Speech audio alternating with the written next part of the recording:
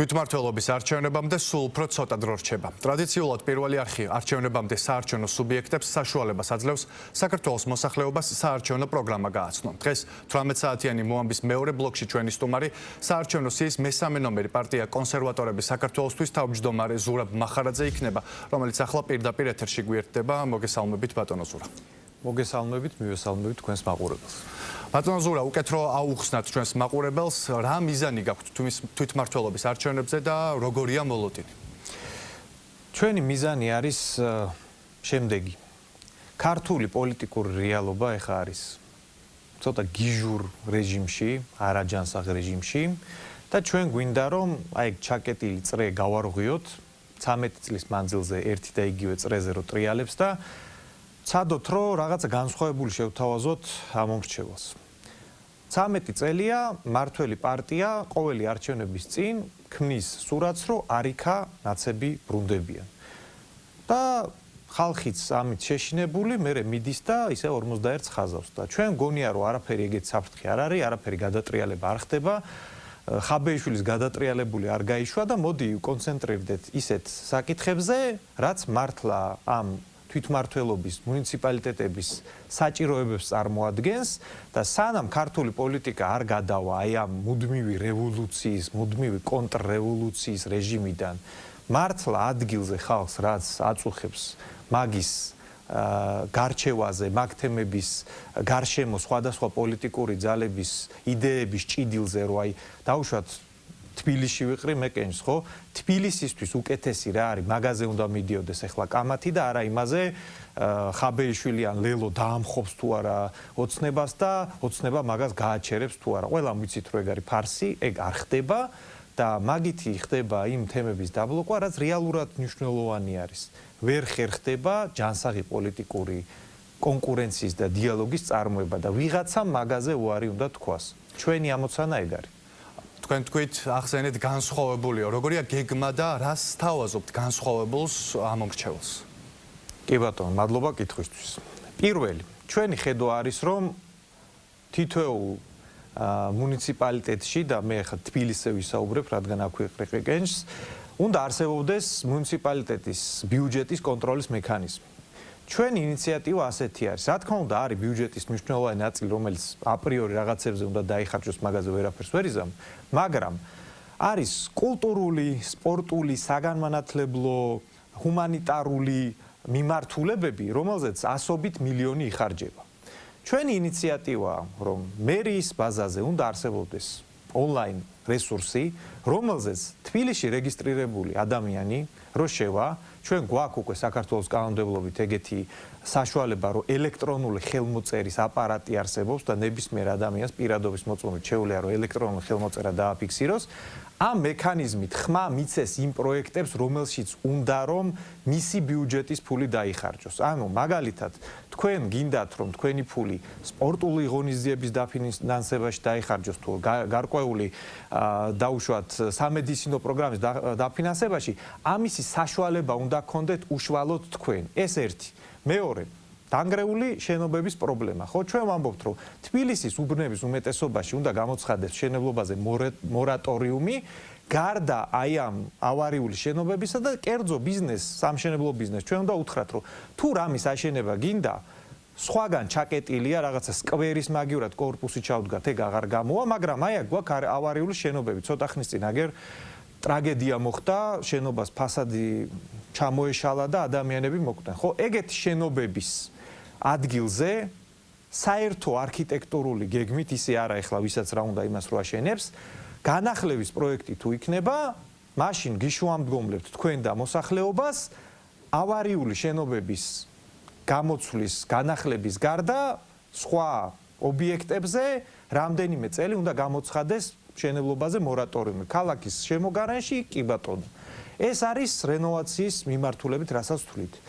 და მესამე, ეს არის სატრანსპორტო მიმართულება. ჩვენ ვთვლით, რომ აი ეს დაპირებები რაღაც, რომელიც ადრეც იყო და კალაძე ადრეც პირდებოდა, რომ ეგ თბილისი, რუსთავის მიწისზე და მეტრო იქნება და ასე შემდეგ, ეხლაც რო რაღაც ტრამვაის თემებია, არის უფრო კონკრეტული, რაც არის მუნიციპალური უკვე არსებული ტრანსპორტის ინფრასტრუქტურის ქსელის გაფართოება.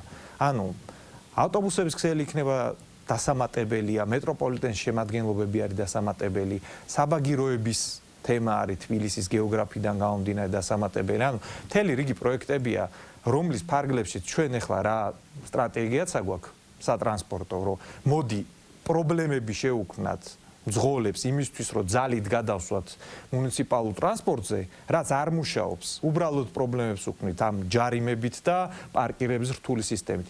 მოდი ეგ მოხსნათ, ძალით პრობლემები არ შევქმნათ ხალხს, შევამციროთ ეგ ჯარიმები და ისეთი მუნიციპალური ტრანსპორტი შევქმნათ, რომ ადამიანს თვითონ მოუნდეს მისი გამოყენება. ვიცით რომ თბილისში თქვენ იყრით კენჭს მერობაზე, სხვა რომელ ქალაქებზე გააკეთეთ თქვენმა პარტიამ აქცენტი და რა მოლოდინი გაქვთ?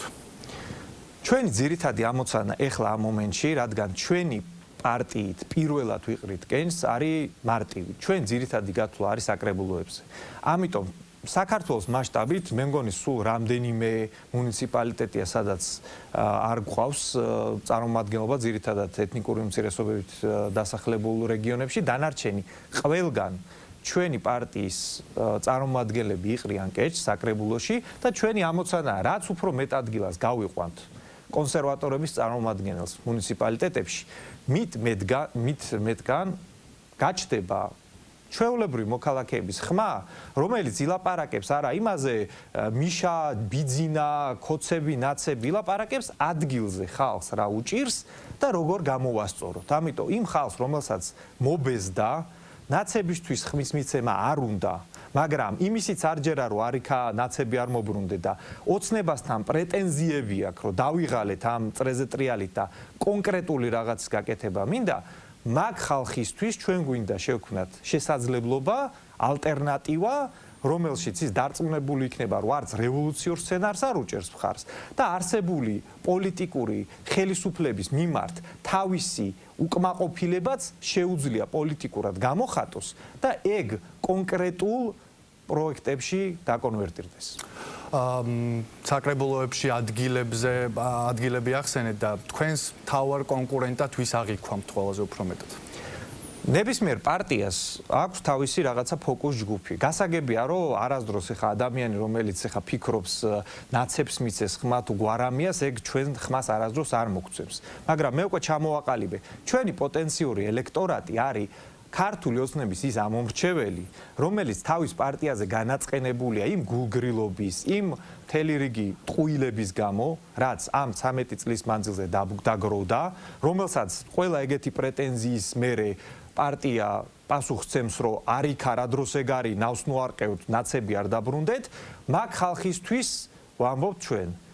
დარწმუნებული რო იყო, რომ არც ნაცები არ დაბრუნდებიან და ამ პარტიაზე, რომელსაც ფაქტიურად მძევლად აყავხარ აყვანილი, რომ არიქა 4-ში რამე არ გააკეთონ, ყველა მის რო არაფერს არ გააკეთებენ, მაგ ხალხისთვის ვქმნით ალტერნატივას, კონკრეტული რაღაცეები რო გაწუხებს, დემოგრაფიის თემა იქნება, მასიური მიგრაცია იქნება, არასწორი სახელმწიფო პოლიტიკა მთელ რიგ საკითხებში.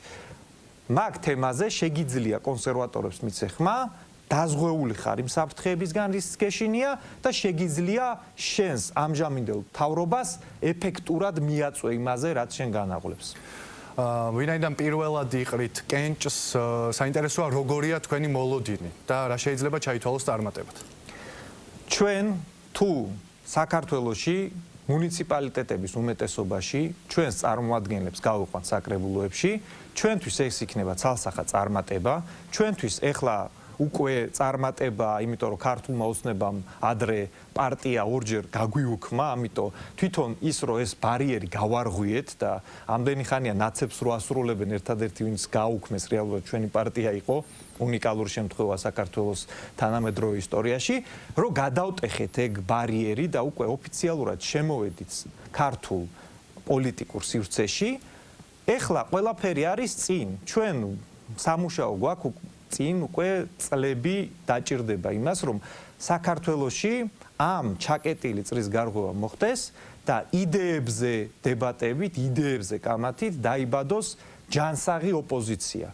ჩვენი პრეტენზიაა, რომ აი ამ 13 წლიანი ჩაკეტილი წრის მერე საქართველოში ჯანსაღი საქართველოს ინტერესებზე ორიენტირებული ოპოზიცია გავაჩინოთ და რაც უფრო მეტი ხალხი მიხვდება, რომ ამ ჩაკეტილი წრიდან გამოსვლა მხოლოდ ეს ეხდება, მით უფრო წინ წავა კონსერვატიული აზრი და კონსერვატიული საქმე საქართველოში. რეგლამენტის მიხედვით ჩვენ გვაქვს 1 წუთი თქვენთვის გამოყოფილი, რათა მიმართოთ მაყურებელს, მაგალითად თუ რატომ უნდა მოგცეთ თქვენ ხმა. პატივცემულო საქართველოს მოქალაქეებო. ძალიან დიდი ხანია თქვენ ხართ ძევლები გარემოების და მე მესმის. რატომ გეშინიათ, რატომ ნერვიულობთ? მეც თქვენ აზრზე ვიყავი დიდი ხანი. მაგრამ დროა რომ მიხვდეთ, თქვენ უბრალოდ გიყენებენ. როდესაც ქვეყნის პრემიერ-მინისტრი გეუბნებათ, რომ ვინც ეხა 4-ში გადატრიალება უნდა გააკეთოს, მაგას ოცნების წარმომადგენელი აფინანსებდა თურმე, უნდა მიხვდე, რომ ეგ ყველაფერი სპექტაკლია. ამიტომ, ნუ გეშინიათ, არანაირი რევოლუცია არ ხდება და იმაზე კონცენტრირდით პირადად თქვენ ოჯახს, თქვენს უბანს, თქვენს ქალაქს და მთლიანად სახელმწიფოს რა ჭირდება. კატასტროფული დემოგრაფიული ვითარება, იმ ეკონომიკური ზრდის არასამართლიანი გადანაწილება, რომელსაც მოსახლეობის უდიდესი ნაწილი საკუთარ ტყავზე ვერ გრძნობს. ის მავნებლური კანონები, რომელსაც ახლა ოცნება მათ შორის იღებს და უსამართლობა, რომელიც ხდება. ამაზე უნდა მიაწვე ხელისუფლებას და უნდა გაჩნდეს ნორმალური ოპოზიციური ძალა. და რა მომენტშიც მიხვდებით, რომ შიშის დრო დამთავრდა და ღირებულებებით უნდა აირჩიოთ პარტია და არა იმ ნარატივით, რასაც ყველა მხარე ტრანსლირებს. გინდა ნაცების მხარე რო არ იქა ეხა ყველაფერს ამოატრიალებთ, რაც ოცნების წისქვილზე ასხავს წყალს და არც ოცნების რო არ იქა ჩვენ თუ 100% არ ავიღეთ სამშობლო დაინგრევა. არა, გამოდით მაგ ჩაკეტილი წრიდან საკუთარ თავზე, საკუთარ შვილებზე, საკუთარ ინტერესებზე იფიქრეთ. ეგ არის ჩემი სათქმელი. მადლობა ბატონო ზურა, ჩვენი სტუმარი იყო კონსერვატორების საქართველოსთვის თავმჯდომარე ზურაბ მახარაძე.